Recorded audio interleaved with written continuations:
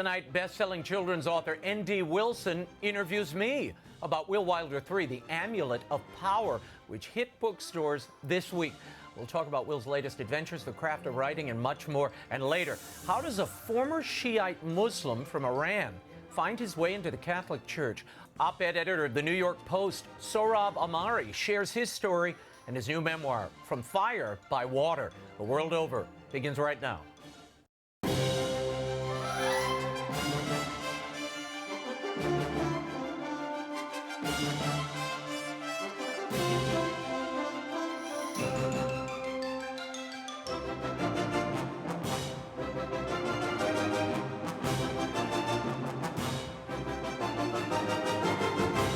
Now, from Washington, D.C., Raymond Arroyo.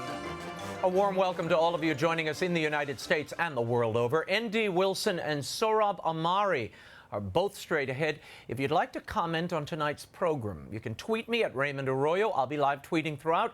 Let's get right to it. My next guest is a best-selling author of fiction for children. His work includes the 100 Cupboards trilogy, the Ashtown Burial series, and most recently, The Outlaws of Time.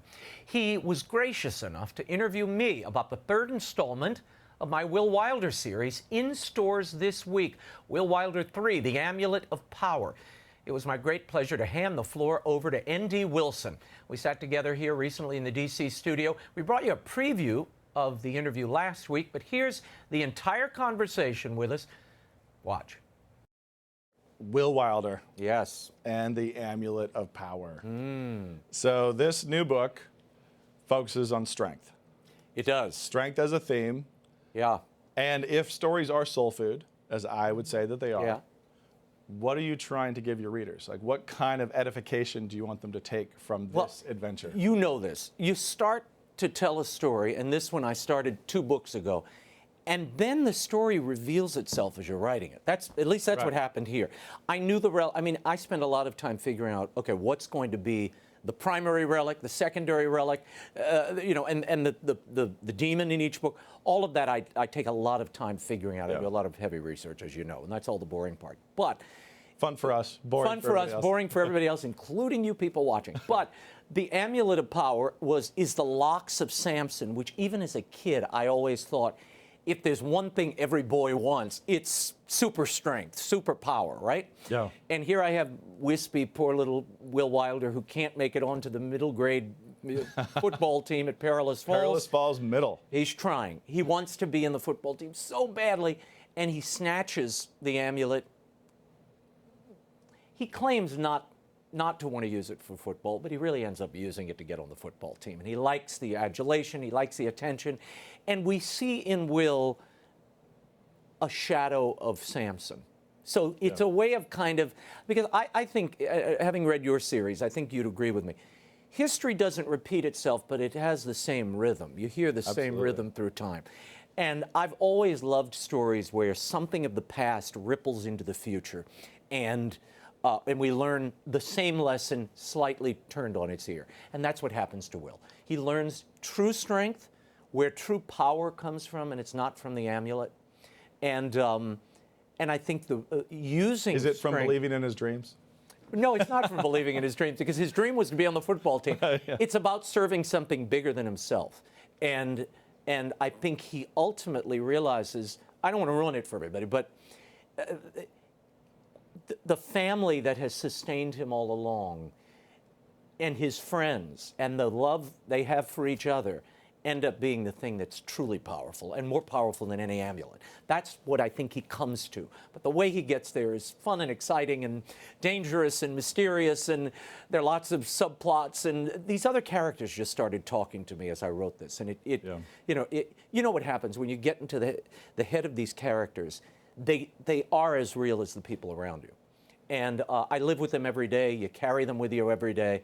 And they're the imaginary friends you talk to. They are. Did you have an imaginary friend when you were growing up? Not until I started writing novels. Oh, you see, I did have an imaginary friend. I won't tell you his name, but I did. I would ring in the old houses in the 70s. They used to have these little phone jacks, and they had a little dot on them, and it looked like a bell. So I'd press the bell, and my imaginary friend would come out.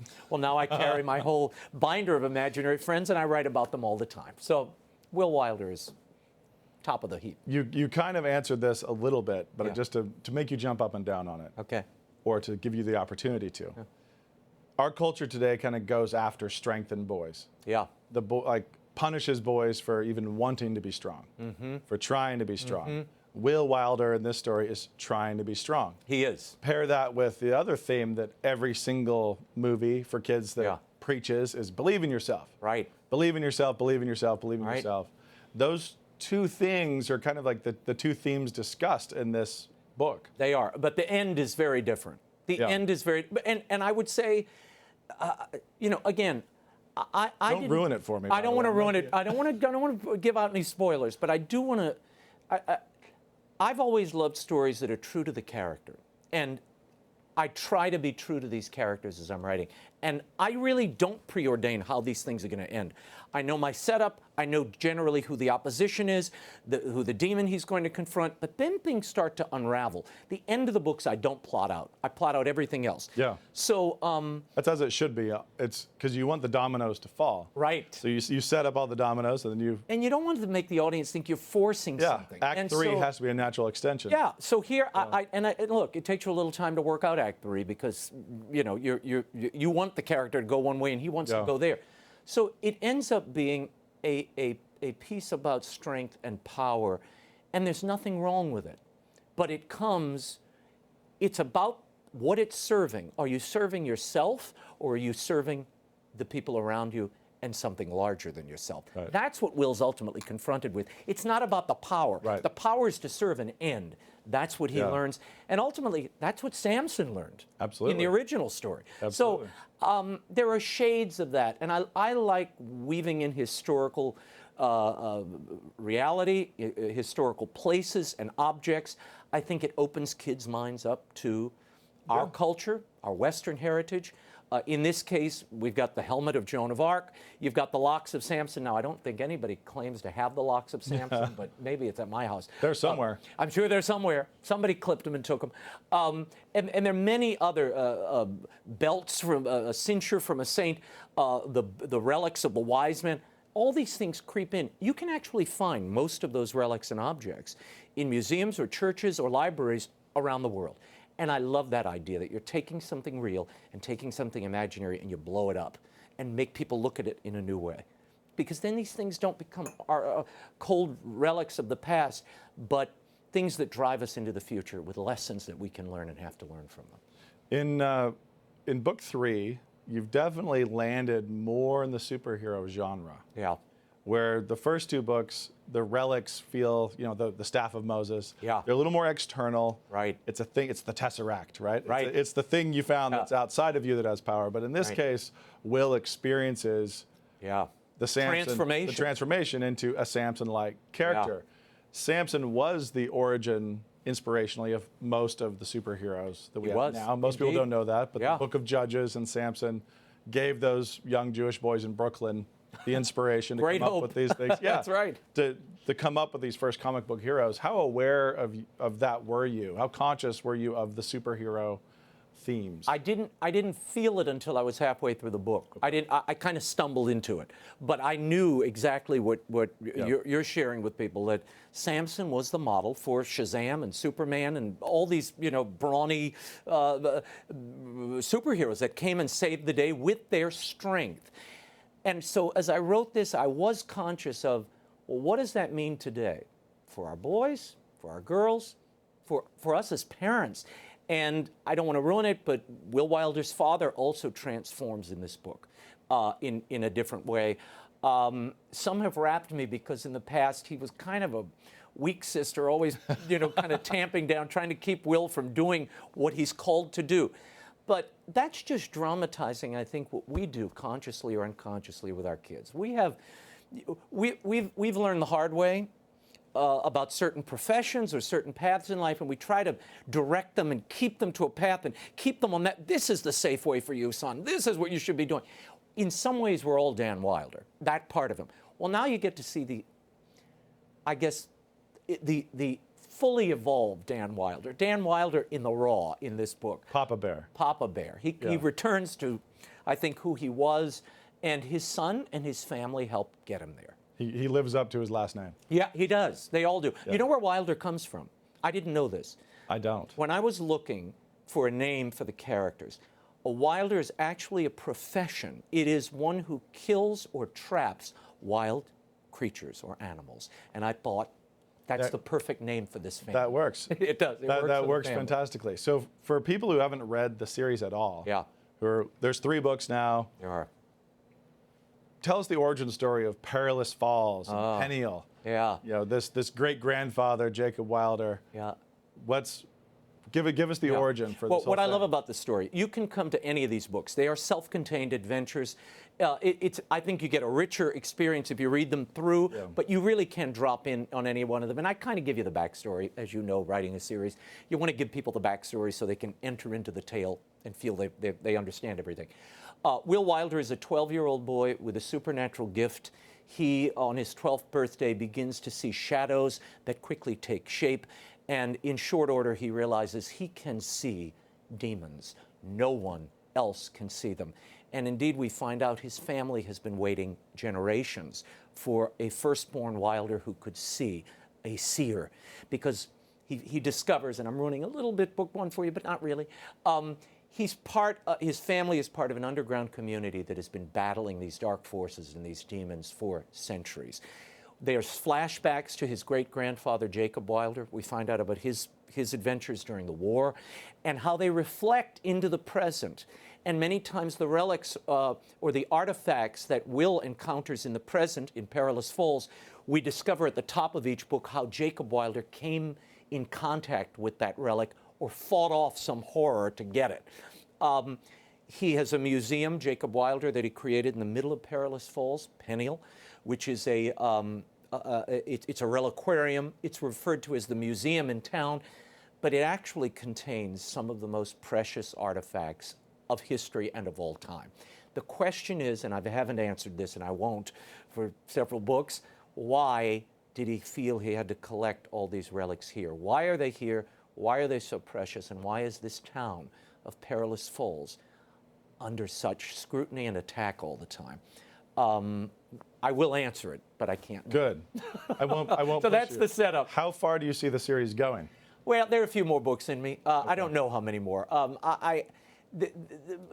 Probably 3 more, 4 more.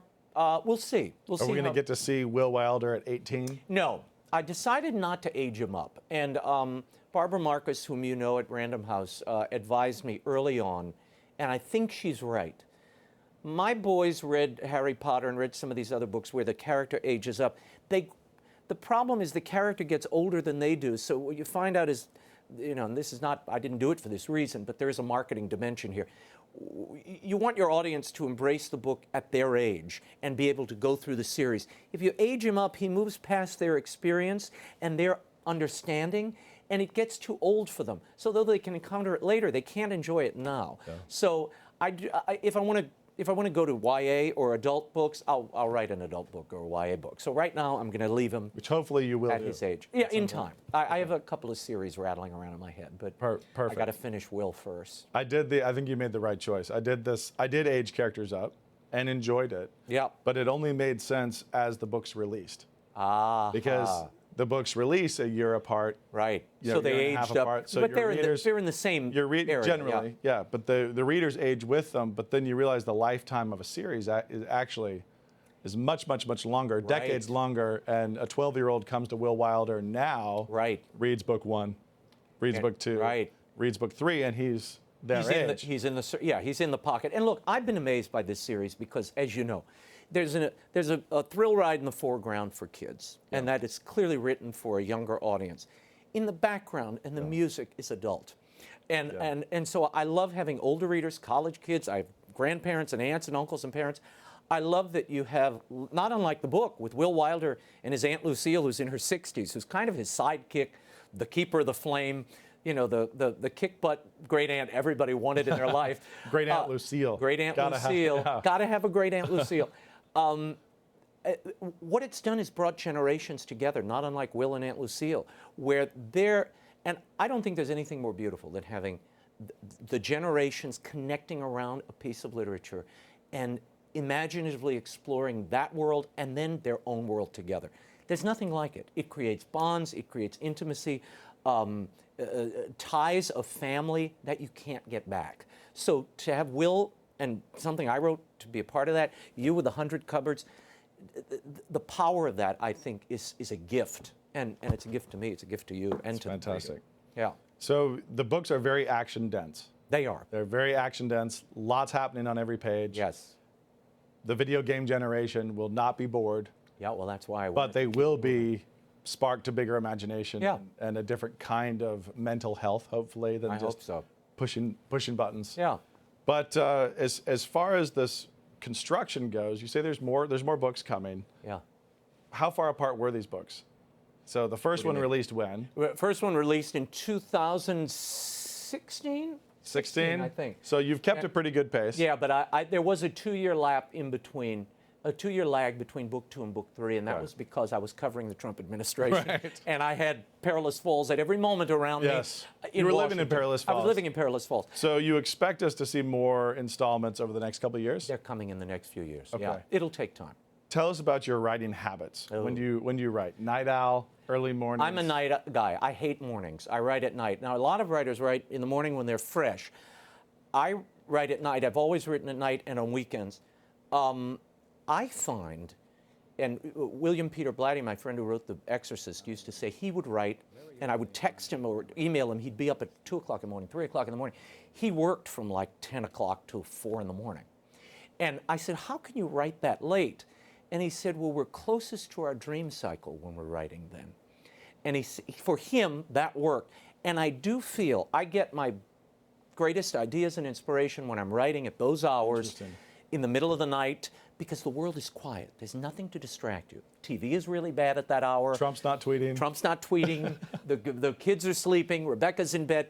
And I have the world to myself. And you can kind of carve out your space, and I can go to perilous falls. So for me, that's always worked. I like that quiet time. But I know that's not always for everybody. They can't do that. 2 o'clock in the morning, 3 o'clock in the morning, sitting up, writing in New Orleans. Yeah. Do you make yourself laugh? Do you sit there in the dark by yourself, cracking and yourself cry. up? Yeah. I laugh and cry alone, doing all the in the voices. dark.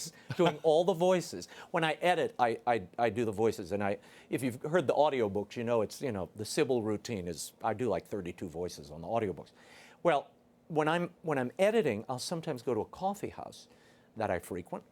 And when I was here in Virginia, I'd sit in the corner and I'd go through it, and I'm doing the voices as I go through it.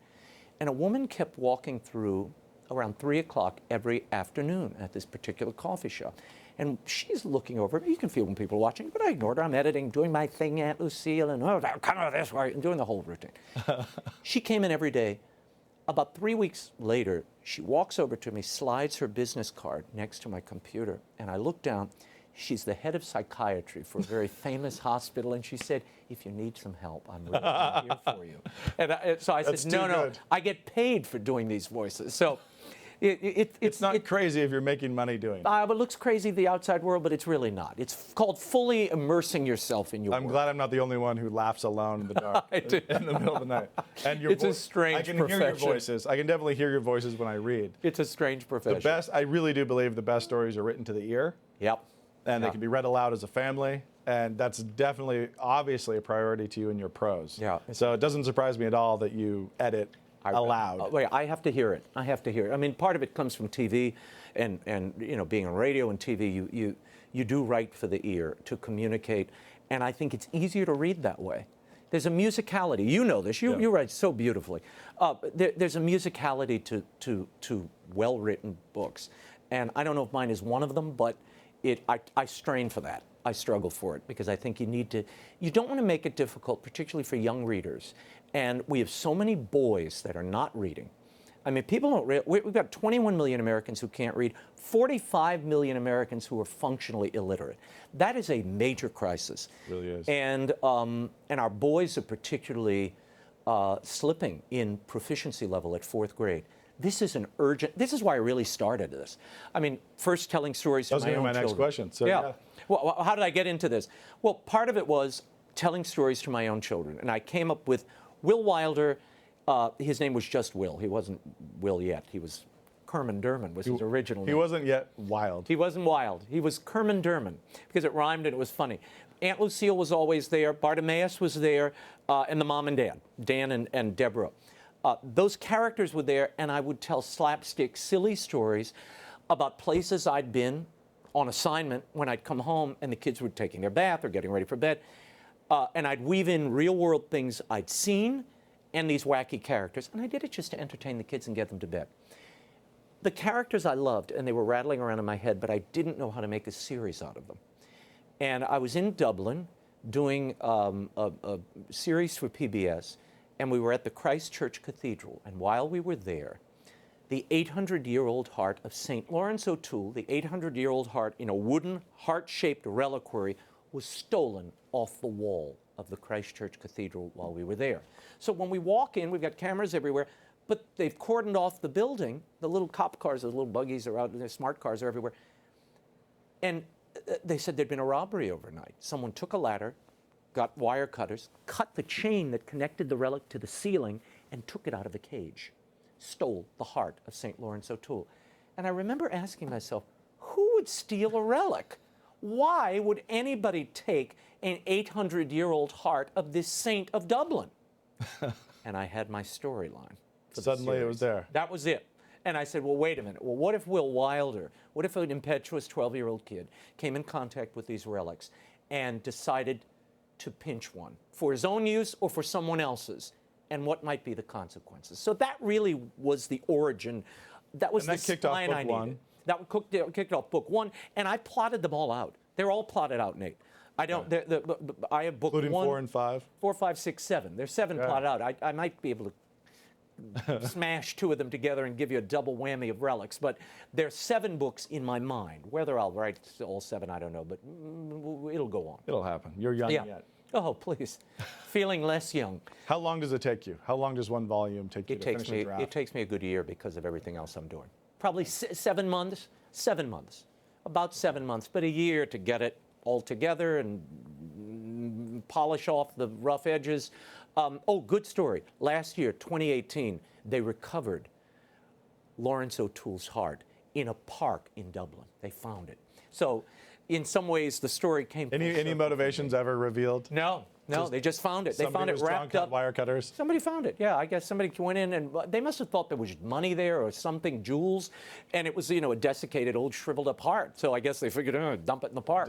But so they found his heart. So I thought, in some ways, when you write a book, you put your heart into a book, you send it out into the world, and Lawrence. And they find it desiccated in a park. They find it desiccated in a park, and they throw it back at you. So I got it back. Cammy, the character of Cammy, she's such a great character. Cammy Merriweather. And she's such an important character. Yeah. And she's that girl who's not impressed with the guy who's very impressive. Right. So that protagonist who's very impressive to readers has a friend who's really likes him, but is like, he's got all these weaknesses. Yeah. She has a bigger role in this 3rd book. She does. Cammy Merriweather, and part of that was conscious because I have so many girl readers, and I wanted them to feel they're part of the adventure too. And they love Will. They go, the thing about Will is, the girls, love him, and the boys want to be him. So there's a nice, balance there. It works. But Cammy and Aunt Lucille have they sort of come to the fore in this book. Cammy is that, kind of headstrong, smart, sees through everything going on, best friend we all had or wish we had. Right. And I had friends in grammar school, in high school like this, who were just those formative girls who would say, what are you doing? Slow your roll. Slow your roll, man. Wait a minute. You don't realize what's happening here? And Cammy is that voice of reason, but I do like in this adventure, she jumps in and kind of utilizes one of these relics as well, and has her own role in the drama that I didn't plan at all. That just kind of happened as I was writing. So accentuating her character in book 3 was in part for your readers, but also she just did what she does in the story, which is she kind of grabs the wheel. She took over. She grabs the wheel and she does a little steering. She took over. Well, Cammy took over. She's a fun character. She's great. Cammy's fun. She's kind of wry. She's way more hard-bitten. Right. But not in a bad way. No, she's just very perceptive, pushes your bruise. Yeah, I see exactly what you're doing with your ego. And she's got her brother at home, right. who, he's a special needs kid. She helps him. She's not She's a helper. Cammie wants to help people. Right. And here she also, you realize the kind of heroine side of her, that she's called to her own battle here, and she's not afraid to mix it up and get her hands dirty, and to call Will out when he's in the wrong. There's a theme of seductive entertainment in book 3 as well. Oh, yes. The theme that comes through with the DJ Cassius. Yeah. And this seductive music, the seductive music that takes over and sweeps people literally off their feet. Right.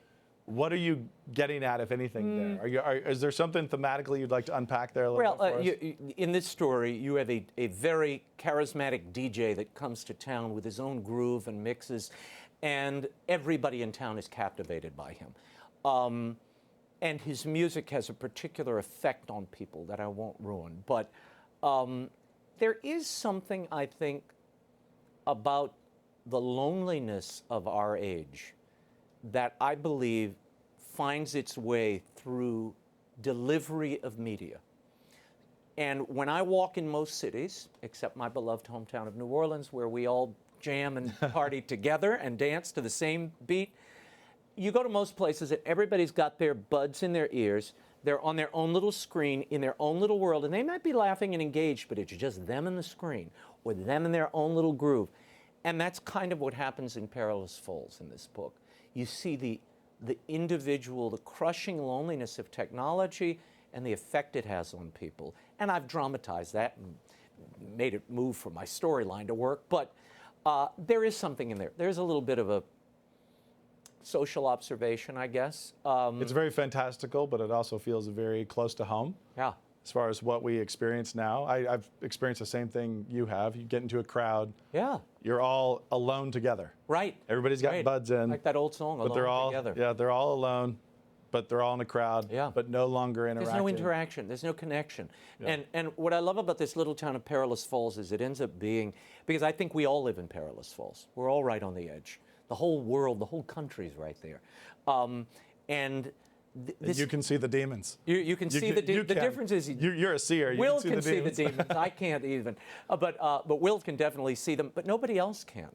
And there's something there as well that I think is the reason the series has caught on. I do think people perceive evil around them that they can't put their finger on, but they know it's there. Something's wrong. Something's wrong. Something's really wrong.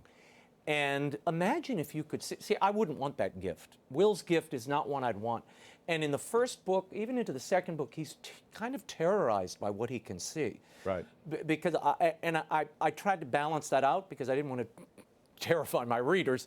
But that would be a horrifying gift, I think, to be able to see the unseen around you in a way that, and the demonic. I would not want to see that. But it'd be very terrifying, and I would want to. You can cut this part out, Raymond. But I would very much want to be with Elisha, who could pray and say, "Open his eyes so he can see. There's more with us than there are with them." Yep. And suddenly there's fiery horses, etc. Well, I'll go with the fiery horses. Yes. Okay. So, George Martin. George Martin. You love this. You love this question. Yeah. George I Martin ask this says, of every author. These are my story-oriented questions. Yes. Yep. George Martin says there are two kinds of writers. Okay. We have architects. Yes. We have gardeners. Okay. Which are you? I'm a combination of both. I'm more an architect. That's a cheat. I know. I'm more of an architect. I plot everything out. I've plotted all these books out, even the characters. But Nate, I think it's something you do earlier when you're unsure, you're just jumping in. You know this, because do you plot out? You don't do much plotting. I do a very small 5-beat outline for a novel. Aha. And it's beginning, middle, end, middle of the beginning, middle of the end. Right. And then I do the same thing for every chapter as I go. And comparing, making sure I'm on track. So by the time I'm done, I'll have 26 pages of outlines. Right. I just don't do it in You don't advance. start it at the beginning. Right. You see, I will plot it out at the beginning, but then as I get into it, like you start moving and shifting and things change and the characters want to go here or the story has gone there, and you let it go within reason. I mean, you can't write, War and Peace when you started with Jeeves and, hello, right Jeeves. ho, Jeeves. Yeah, right ho, Jeeves, and I'm, on Dr. Zhivago. Don't want to go there. But, so within reason. But mostly I'm an architect. But you garden as you go. You plant the seeds and you let the flowers and plants bloom as you reach them. I think you have to. The audience can feel when you're faking them out, or you're forcing an ending, or you're forcing something. It feels artificial to them. As a reader, I know when a writer's doing it. You can feel it. You can see it on the screen when a writer's ham-fisted. So I try to avoid that and let the surprises come when they actually hit me, which is usually during the writing process. Is Will Wilder the character to whom you relate the most? He's one of the characters. They're all me. I think you know this. There's a piece of us in all these characters. You can't write. You're writing through you, so there's a piece of them in you. There's a big piece of Will in me. His impetuousness, Will always thinks, you know, he goes on these little crusades. He sees something, he's, I've got to right this wrong. And he kind of gallops down that path earnestly. There's a piece of me that's that. He's also a little bit of a rule breaker around the edge. And he has a good time. He enjoys his friends. So all of that is the family. The whole family dynamic is something that I didn't realize that, like Aunt Lucille, I had a great-grandmother who grew up with us. He lived in the house with us. And Nettie, Mama Nettie. And she was kind of my sidekick. And I didn't realize till I was probably finished with that book when I read it. That's where that came from. Did I trigger? Yeah. Oh, that's where Aunt Lucille came from. Right. But so, and though my grandmother was nothing like Aunt Lucille, my great-grandmother was like at the Sands Hotel and, you know, hanging out with Nat King Cole and the Rat Pack. But there was an adventurous element of her, a childlike quality of her, and the way that Aunt Lucille kind of bolsters Will and tries to guide him. That relationship I could understand, but the character is very different. And that's what we do, I think, as writers. You take, just like an actor, you take the relationship, you take the understanding from your life, and then you dress it up in your imagination and make something new of it. And then it becomes everybody's aunt, it becomes everybody's mother. Yeah. And universal Aunt Lucy. Yeah, and but that I see those little veins that run back to me in the characters, but they're all a piece of me. Every one of them has something. Even the bad guys. I mean, even Ava Lynch, the mayor of Perilous Falls, on my nastiest day, when you want to use every. She feels very real. She's a vengeful, tough character. Well, almost as if you've known people like that. I have known people like that, and you know, and look, when you run around in a town like this and you see how politicians manipulate the media, the levers of power and their position to force outcomes and to manipulate public opinion, that's who Ava Lynch is. That's who she is. Yeah. Even Perilous Falls. Even Perilous Falls. Has itself a politician. Or two. Politician. Or two. You have interviewed many, many authors at this point. I have. Do you have any sense of how many? Oh, gosh. On Story-Ented in particular. Story-Ented, probably about 50, 60 authors, maybe. 50. And you asked them all very similar questions. I do. At the end, you hit the same thing. I'm going to turn the tables on you. Oh, thanks. We're gonna run through this, Raymond. Okay. I sat there and answered these questions. I know. I humiliated you. Now it's my turn. I thought I did quite well. I wasn't humiliated. You did very well, but I won't do so well. So, turning the table. All right. On you, what is your favorite children's book? My favorite children's book, I think, is Treasure Island. It's fantastic. I love Treasure Island. I love that you think of it as a children's book. Well, because now it's an adult lit. book. It's an adult book, actually. But I love that. The thing I most treasure about Treasure Island is I read it as a child and I thought it was a great pirate adventure. I read it as an adult to my children and saw something totally different. And that's what I love about great, not only children's literature, but great literature, period.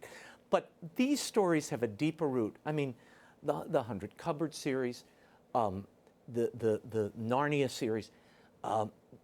When you experience something as a young person and then life changes you and you look at it anew, it's like when you meet someone from your past. You see them in a different light. You know, like an adult you met as a child and then you meet them in adulthood. They change before your eyes. Children's literature, I think, has that same depth to it. And Treasure Island is a treasure trove. It's so beautifully written. It's such a great, fun tale. It's fun to read. It's what children's literature should be, and adult literature. Adventuresome, life-changing, and the scales fall for little Jim. I just love it. I love it, and I love Ben Long John Gunn Silver. Long John Silver, Jim Hawkins, all every the moment, every character, and every moment, and every turn is just brilliant. It's a great book to rob too, as an author. Yes, I've stolen many things. Oh, you've stolen a few. Many things from Treasure Island. Big Ben Sterling is a character in one of my stories. Oh, that's right. I don't know where I got that idea. Long John Silver. Where could this be coming from? That? How about your least favorite? You know, I ripped him off too. Just to tell you, now that I'm thinking True confessions. of it, in the first Will Wilder book, there is a riverboat captain that has shades of Long John Silver. Shades of Long John. Shades of Long John Silver. He's not Long John Silver, but definitely not. But he has the charm of Long John Silver is there. And as professional authors, we both know if you're going to rip somebody off, make sure they're dead. Make sure they're dead and rip off the best. Yes, rip off the best. We're so not going to rip off favorite. 40 Shades of Grey. 49. Whatever. 49 Shades of Awful. Yeah. Go ahead. Least favorite book. My least favorite book. Is that it? 49 Shades of Awful? That would be it, I think. My least favorite book, that's hard because there's so many. I'm going to tell you something horrible, and I know I'm going to get letters about this. I have never been able to, and he's a child of the South, and it's the only Southern author I cannot get through. William Faulkner. I can't get through Faulkner. James Joyce is the other. I cannot read. I struggle with both of those. Yeah, I read them. I want to love William Faulkner. I love you're supposed to. Well, his New Orleans sketches I love, but the books, I can't get through them. So those would be my least favorite. And please, I love Faulkner, but I can't read his books. I love him in principle. I love him in principle. I do. I love the theory of him, the spirit of him. He lived in New Orleans. I have to love him. The theory of Faulkner. So a book in particular that helped guide you through your life, that helped furnish you with your path in life. Is there a particular title that comes to mind? Is there a title that comes to mind? One that I think that I guess I always kind of look back to. I was a big mystery fan when I was a kid. Sherlock Holmes. I always go back to Sherlock Holmes. I've never left. Sherlock Holmes and Agatha Christie were my two favorite writers. I still read them occasionally. How did you feel about Raymond Chandler? I liked Raymond Chandler. Okay. Very different. You like the more intellectual. I like the broad character, the dramatic character. Hercule Poirot, Jane Marple, Sherlock Holmes. They had dramatic flair that I always liked. You like the deerstalker and the pipe. It's all about, it's the pipe and the opium den and the violin. Yeah, the violin. The melodrama. Whole shooting anyone eccentric enough to shoot off a gun at home, you gotta love this guy. So, but I'll tell you what he furnished me with. There was an order to Sherlock Holmes, and what's that great line he had about the attic of the mind, and you have to keep the mind swept and keep the attic in order.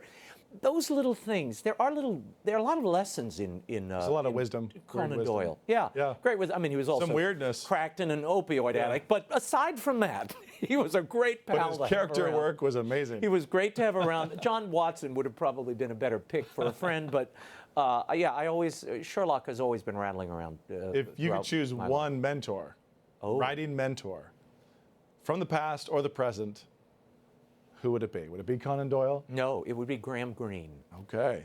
Who's my favorite author. Really? I love Graham Greene. Another, kind of also conflicted soul. Yes. Conflicted soul, but his writing is it's spare, it's beautiful. He saw through, I think, to the heart of the matter, to steal his title. I just love his books. I love his view of the world. But there was a darkness there that is a little troubling. But a brilliant writer. And he was a journalist who was also a novelist. So I'd like to maybe spend an afternoon with he and Mark Twain. Samuel Clemens would be probably at the top of my list, before Graham Greene even. Yeah, Mark Twain. I would just love to watch Mark Twain. Yeah, just watch him rock in the chair and smoke the cigar. Why not? Fantastic. So to modify one of your story-oriented questions a little bit, if you knew you were only going to write one more book, one more, of any genre, any market, what would it be? A mystery. I'd write a murder mystery that I've been putting off for a long time. You answered that very quickly. I know it's plotted out. I know where it's set. I know my protagonist. I can see it. We're I just more haven't had time to write it. Were you a mystery fan? I've got one called Knock on Bone. It's just sitting on there, just waiting. It's on the shelf. It's someday. Someday. So if you knew you were only going to write one more, it wouldn't be book 4, Will Wilder. It would be this. Well, the outlines to Will Wilder are there. My son could finish those. You consider those. This is not done yet. Your son can play Christopher Tolkien and finish. That's right. Let him cash out on the estate. No, I would do this murder mystery because it's personal. I love the genre. It's my favorite genre. These are kind of mystery. The latest one is a bit of a mystery. This Will Wilder book. It really is. Turns out into a mystery. And who's who and what's what. And Will's not sure. He's not sure of his gift, even. Everything's slipping in this book. And I know it's a mystery because I'm still like 75 pages from the end and I don't know what happened. Oh. Well, I'm not going to tell you. I'm right there. I'll finish it on the plane. I'm not telling you. It'll be a surprise. Tell me about your book. The 100 Cupboard series is out everywhere, and my children and I love this series. It's mysterious. It's wonderful. Tell me quickly, because I love the story. The origin story. This story is about a child who encounters cupboards, mysterious cupboards, in an attic. Yes. Of a home. Yes. How did you come to this? Well, there's 2 versions. Okay. The truth and no, they're both the truth. 2 true versions. The way the story happened is late one night, those wee hours with a friend, and my wife was there too. She was in and out of the room. We were talking in general, and somebody used the phrase 100 little cupboards. That phrase just floated by in the air, and I grabbed onto it and stopped the conversation and said, that sounds like a great title for a book. Wow. And I would have just left it there. That was it. Little sidebar, move on. My wife leaned in the room and she said, that sounds like a stupid book. Oh. And I said, really? And she said, yeah, 100 places to put your plates? Like, why do you need cupboards? What's the point? And I said, no. It's amazing. There's this kid from Boston, and his parents are gone, and he gets sent to live with his aunt and uncle in Kansas, and it's this old farmhouse, and he's sleeping in the attic, and plaster falls off the wall one night and wakes him up, and he chips it off, and there's a little cupboard door, and he keeps chipping, and there's 99 cupboard doors. And she says, fine, okay, it'll be a fun story. And I walked away. I thought I would never write it. I would never write it. The next morning, she woke me up, and she was sitting on the edge of the bed looking at me and said, I need to know what happens next. Oh. And why are there only 99? You said it was called 100. Where's the 100th cupboard? You need to start writing. So I started writing that day as a result of an argument with my wife, and then she was on me to do it. So that's one origin story.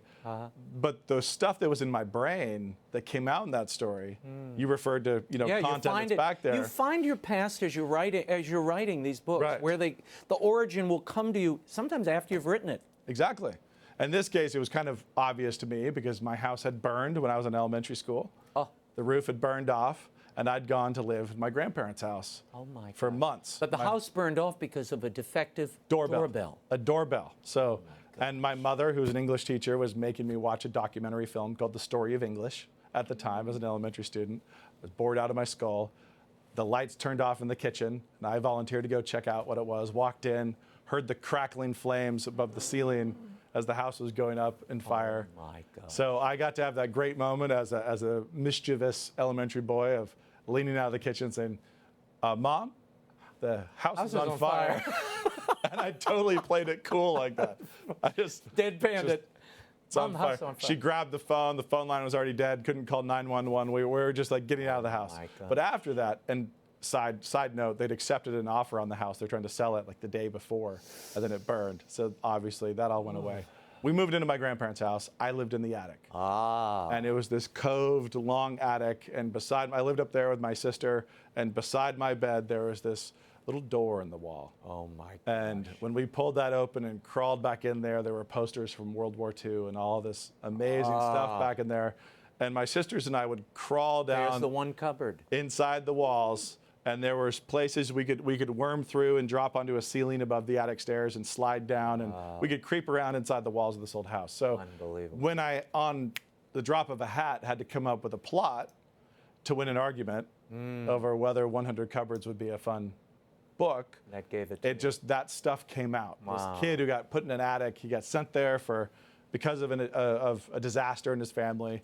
he sent to live with his grandparents, and then Doors in the Wall. So it's the two kind of I love converged. origin stories. I love them. Tell me quickly about The Riot and the Dance. Okay, Riot and the Dance. This is a fantastic documentary you've done on Earth. Now you've got a second one. Yeah, we've just finished production on part 2, but Riot and the Dance Earth is now out on streaming, DVD, Blu-ray.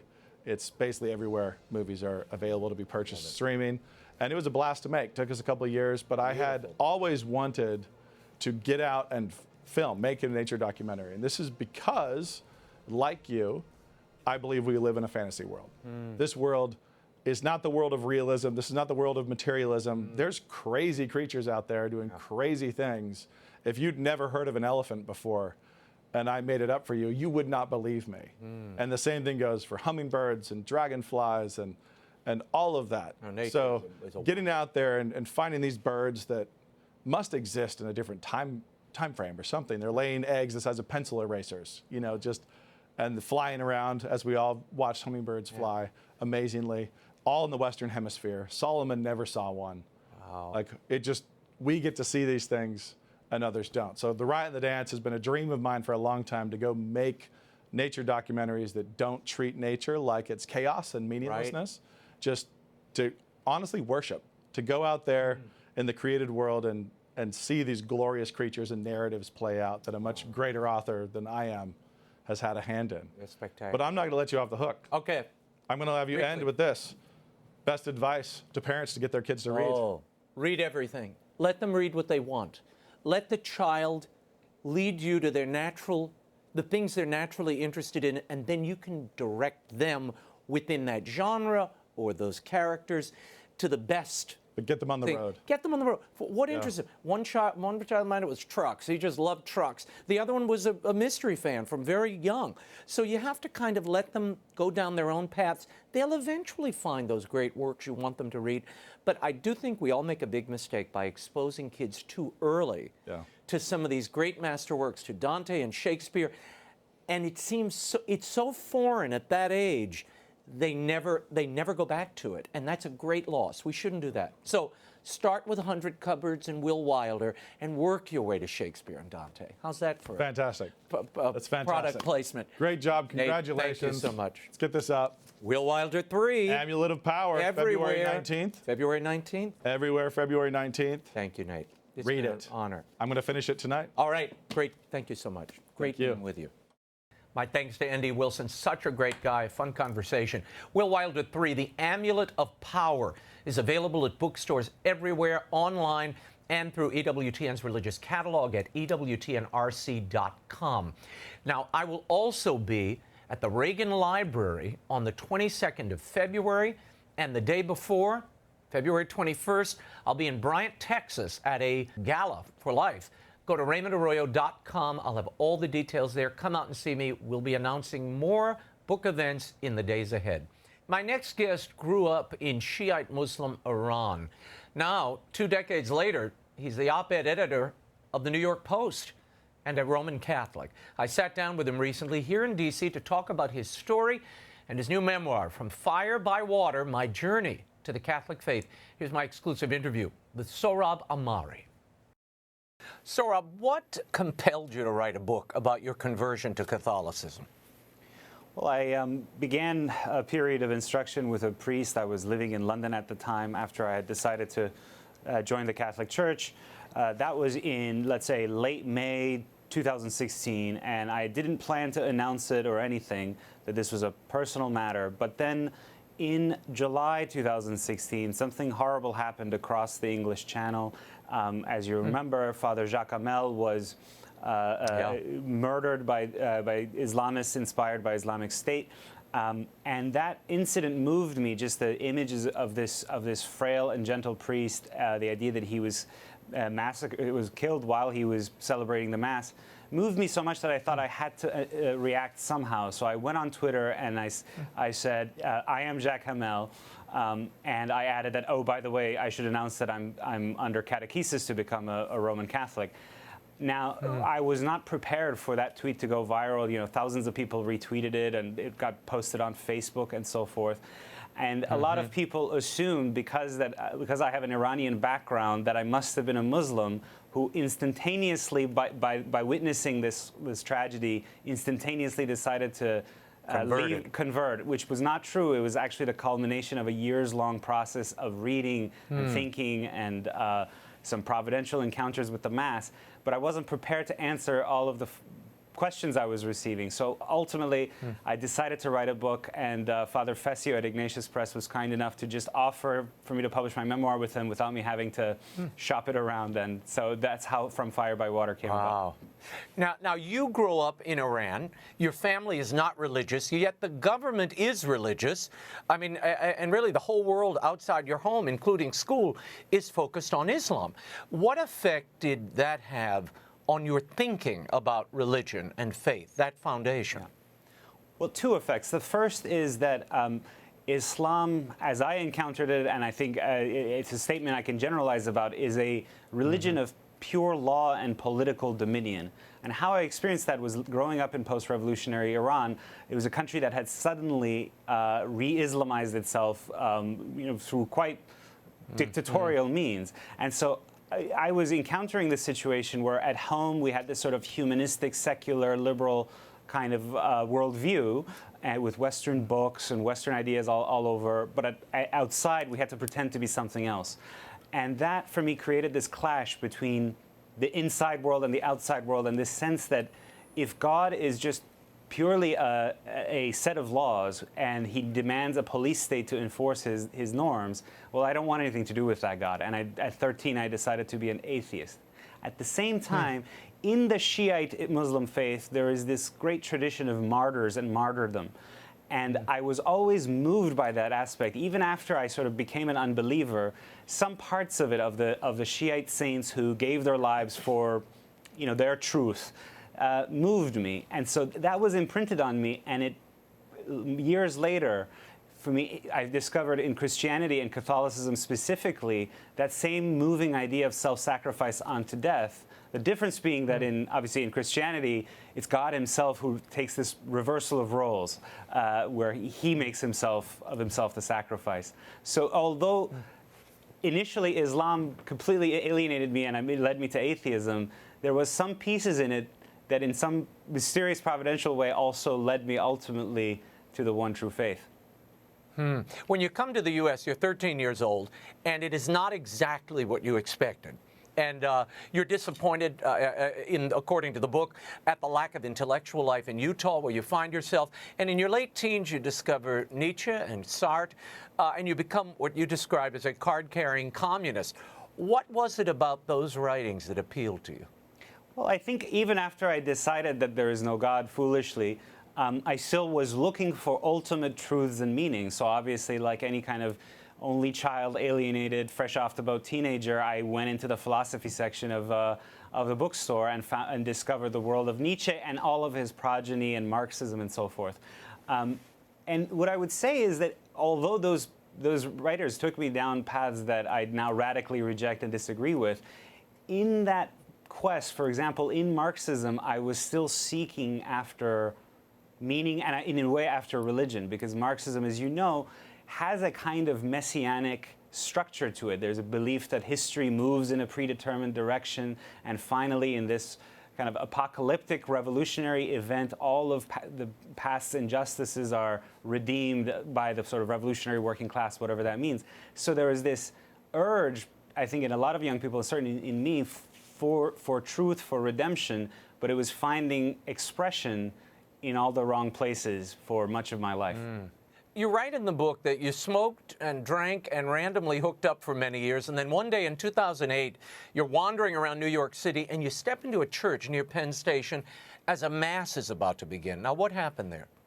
On this occasion, as I was walking around Manhattan and this despondent state of kind of self-disgust, I circled about this sort of 4-block area until I just walked into a Capuchin monastery that happens to be the heart of Manhattan, and I found this unbelievable sense of, first of all,